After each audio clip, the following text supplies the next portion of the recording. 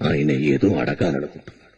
అయ్యా మీరు అడగండి. అయ్యా, మీరు దేవుణ్ణే రాయి అంటున్నారు. అది సాధారణమైన రాయి కాదు. మేమందరం మంత్రోచ్చారణ చేసి దాన్ని దేవుణ్ణి చేశాం. కొండ పొరలో నుంచి పగల కొట్టిన రాయికి మంత్రోచ్చారణ చేసి దేవుణ్ణి చేసే బదులు కడజాతి వాడికి మంత్రోచ్చారణ చేసి అగ్రకులం వాడిగా చేశారంటే ఈ సమస్య ఉంటది కదా.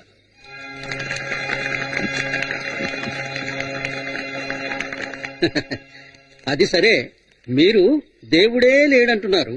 కాని అదే దేవుడు మీ ముందుకొచ్చి నుంచుంటే మీరేం చేస్తారు? నేను ఉన్నాడంటానండి, కాని వచ్చి చావడే. అయ్యా, ఉన్న మతాలన్నీ తప్పంటున్నారు. అలాంటప్పుడు మీరే కొత్తగా ఒక మతాన్ని సృష్టించవచ్చు కదా. ఇంట్లో మలమూత్రాలున్నాయి, వాసనేస్తోంది. దాన్ని ఊడ్చి పడేయమంటే దానికి బదులుగా అక్కడ పన్నీరు చల్లుతామంటే ఇదెక్కడ న్యాయం అండి?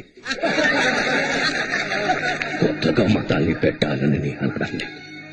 ఉన్న మతాల్లో మనుషుల్ని మనుషులుగా గౌరవించడం లేదు, సమానత్వం లేదు, క్రమశిక్షణ లేదు.